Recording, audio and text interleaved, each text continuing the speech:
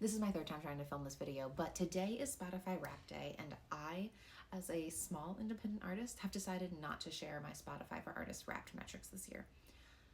I've been thinking about this for a couple hours now, and I've already seen a flood of posts on my feed from all of my friends and other artists I follow sharing their numbers, and some are sharing growth. And sharing growth is a cool thing to be able to show, especially when you are, not represented by management or an agency, and you can show that you have an engaged fan base and people are listening to your music. However, there's so many factors at play here. First of all, being AI, like Spotify is fueling this AI music situation that we're in that I fully do not support. And I don't want to give more visibility to the platform, even though I'm sitting here making a piece of content about it. But I don't want to share their ugly design.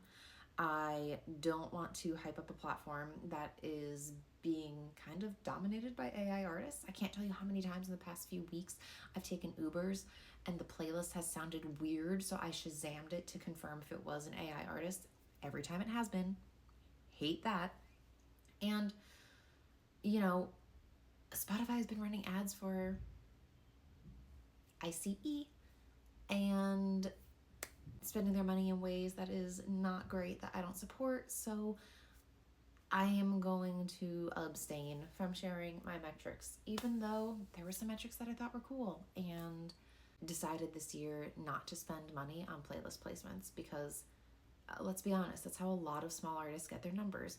You pay for services like SubmitHub or Groover or whatever playlist service you're using. They get you added to these playlists to inflate your numbers. And there's nothing wrong with that. It's part of the game, but I decided not to do it. And I was actually surprised at how many streams I had total this year because I didn't take that route. But I just wanted to share and maybe give some validation to anyone else who's possibly feeling this way as well, because it's a weird space to sit in. And, I know a lot of listeners are leaving Spotify, but I haven't seen a ton of smaller artists talking about it. And,